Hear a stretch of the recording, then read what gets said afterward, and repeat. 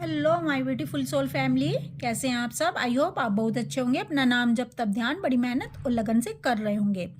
Guys, जितना इंतजार आपके रियूनियन का आपको होता है, डीएफ्स को होता है, उससे भी अधिक इंतजार आपके डीएम को होता है रियूनियन का।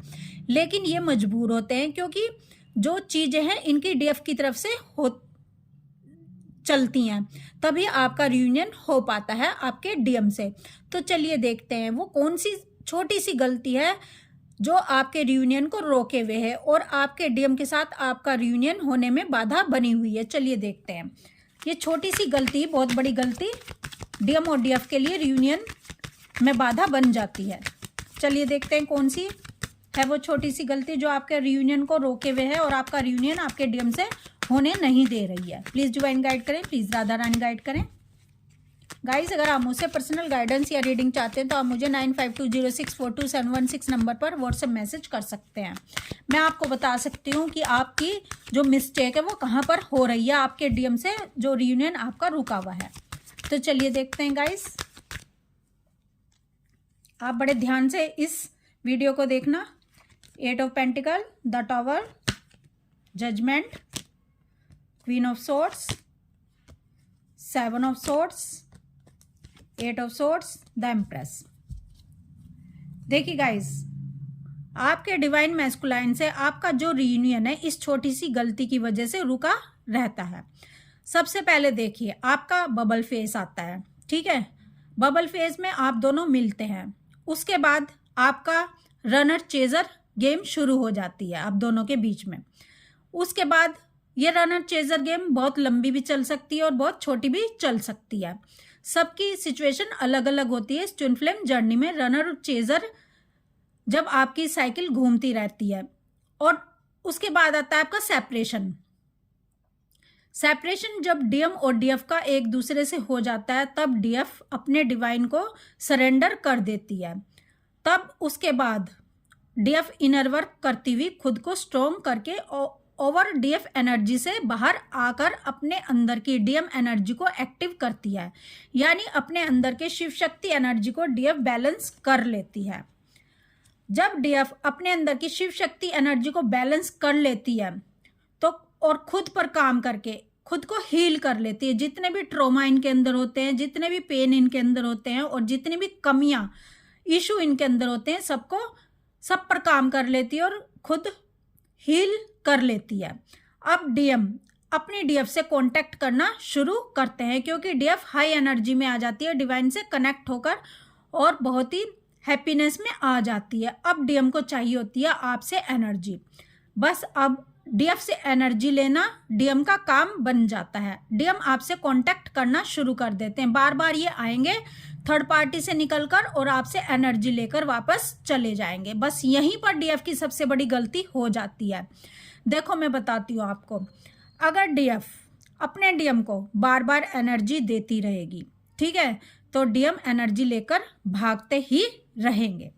अब यहाँ पर डीएफ को क्या करने की ज़रूरत होती है? डीएम को पूरी तरह से लेट गो जब तक डीएफ नहीं करेगी, यानी इन्हें बाहर का रास्ता नहीं दिखाएगी, इनको ये नहीं समझाएगी कि तुम मेरे साथ ऐसे खेल नहीं खेल सकते, तुम बार बार आना और जाना मेरी लाइफ में नहीं कर सकते।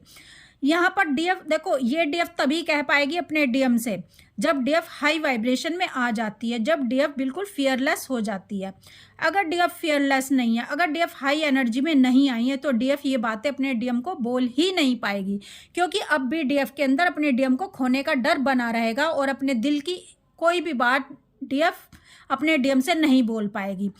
तो अगर डीएफ अपने दिल की बात, अपना सारा जो परेशानी है, सारा जो डीएफ चाहती है कि मेरे डीएम ऐसा ना करे, अगर डीएम से नहीं बोल पा रही है, इसका मतलब समझ लेना आपको अभी इनर वर्क और अधिक करने की ज़रूरत है। अभी आपको खुद को स्ट्रॉन्ग और अधिक करने की ज़रूरत है और फियरलेस होने की ज़रूरत है, ठीक है। जब डीएफ ऐसा कर लेती है तभी डीएम को बाहर का रास्ता दिखा पाती है। जब डीएम को बाहर का रास्ता डीएफ दिखा देती है तो अब डीएम ट्रिगर हो जाते हैं बहुत ज़्यादा, क्योंकि डीएफ मजबूर कर रही होती है इनको 5D की तरफ धकेलने के लिए, डिवाइन पाथ पर चलाने के लिए, खुद को बदलने के लिए।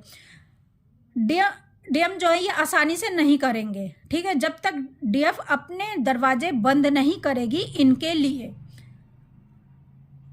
क्योंकि थर्ड पार्टी और कार्मिक्स में ये जाकर उनको एनर्जी दे देते हैं, और जब ये उनको एनर्जी दे देते हैं तो वो बहुत ही कंफर्ट जोन में आ जाते हैं। इनका काम चलने लगता है, इनका काम ना चले, इसलिए डीएफ को इनको एनर्जी बिल्कुल भी नहीं देनी है। ठीक है, इनका वेट नहीं करना है। और मैं बता दूं, जो डीएफ कमेंट बॉक्स में बार बार ये लिखती हैं कि हम बहुत पेन में हैं, बहुत पेन में हैं और हम इंतज़ार कर रहे हैं अपने डीएफ का, इसका मतलब आप किस पर फोकस कर रहे हो? आप सिर्फ दर्द पे फोकस कर रहे हो। ठीक है, अगर आपने मेंटोर से दवाई नहीं ली और वो खाई नहीं, यानी आपको मेंटोर्स बता रहे हैं कि आपको दर्द पे फोकस नहीं करना है, आपको डीएम का वेट नहीं करना है, आपको ये चीज़ करनी है। ठीक है, आपका जो फोकस है वो दर्द पे ना होकर सॉल्यूशन पर होना चाहिए, यानी प्रॉब्लम पे फोकस ना होके सॉल्यूशन पे फोकस होना चाहिए। ऐसे तो आप कभी भी बाहर नहीं आओगे पेन से, आप उनका वेट ही करते रहोगे और टाइम लंबा ही खिंचता रहेगा जब तक आप सॉल्यूशन नहीं ढूंढोगे, आप सॉल्यूशन पर काम नहीं करोगे जो आपको मेंटोर्स बता रहे हैं। ठीक है, आप जब ये सब लिखते हो तो आप क्या डिवाइन से मैनिफेस्ट कर रहे होते हो? दर्द, वेट। ठीक है, आपको ये नहीं लिखना है, क्योंकि दूसरी जो सोल आपके इस कमेंट को पढ़ेंगी तो वो भी फिर पेन में चली जाएंगी, वो भी वेटिंग जोन में चली जाएंगी। तो आपको बार बार ये नहीं लिखना है। ठीक है, इस तरह के कमेंट आपको बिल्कुल भी नहीं करने हैं। आपको सिर्फ अपना इनर वर्क करना है, ध्यान देना है कि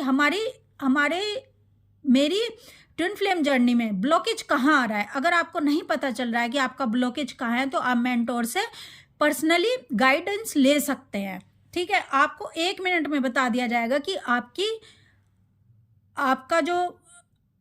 जो ट्विन फ्लेम जर्नी में रुकावट आ रही है वो कहाँ पर आ रही है। तो गाइस, जब तक डीएफ अपने डीएम को लेट गो नहीं करेगी, इनको बाहर का रास्ता नहीं दिखाएगी, इनको ट्रिगर नहीं देगी और इनको साफ साफ नहीं समझाएगी कि मैं तुम्हारे बिना बहुत खुश हूँ और मैं तुम्हें अब खोने से नहीं डरती हूँ और तुम जा सकते हो, तुम वहीं जाओ थर्ड पार्टी के पास। ठीक है, वही तुम्हारे लायक है। जब तक डीएम इस तरह की बातें अपने डीएम को नहीं बोलेगी तब तक आपके डीएम सुधरने वाले हैं ही नहीं। आपके डीएम भी चाहते हैं कि मेरी डीएफ मुझको लेट गो करे, मेरी डीएफ मुझको खोने से ना डरे, मेरी डीएफ। आपके डीएम आपका टेस्ट ले रहे होते हैं बार बार आकर कि देखो देखता हूँ मेरी डीएफ के अंदर कितनी पावर आई है, कितना करेज आया, कितना फियरलेस मेरी डीएफ हुई है। अगर आप बार बार डीएम को अपनी एनर्जी देते रहोगे तो आपके डीएम के साथ आपका रियूनियन होना मुश्किल हो जाएगा। ठीक है, आपको जस्टिस नहीं मिलेगा। आपको जस्टिस तभी मिलेगा जब डीएफ बहुत ही हाई वाइब्रेशन में आ जाती हो और मेंटली, फिजिकली और फाइनेंशियली, इमोशनली किसी तरह से भी ना डीएम के ऊपर ना किसी के ऊपर को डिपेंड रहती है। तभी आपके डीएम थर्ड पार्टी को लेट गो करेंगे, अगर आप अपने डीएम को लेट गो करोगे। ठीक है, क्योंकि आप दोनों एक मिरर सोल हो और दोनों के बीच में बहुत ज़्यादा मिररिंग होती है, हर चीज़ की मिररिंग होती है आप दोनों के बीच में। जिस दिन आपने अपने डीएम को लेट गो कर दिया पूरी तरह से, उसी दिन आपके डीएम थर्ड पार्टी कार्मिक्स को लेट गो कर देंगे। तो गाइस, यही जो चीज़ है, आपका लेट गो ना करना, आपके डीएम को फियरलेस ना होना और उनको बाहर का रास्ता ना दिखाना और उनके लिए इंतजार करना, यही छोटी छोटी चीज़ें मिलकर आपके रियूनियन को रोके हुए हैं आपके डीएम के साथ। तो गाइज, आपको इस बात पर बहुत ज़्यादा ध्यान देने की ज़रूरत है और आपको कुछ भी डरने की ज़रूरत नहीं है, क्योंकि आपके डीएम आपके ही हैं। आपके डीएम को आपसे कोई भी नहीं छीन सकता है। तो गाइज, आप चेक कर लीजिए कि क्या आप इन सब चीज़ों को कर रहे हैं जिससे आपका रियूनियन रुका हुआ है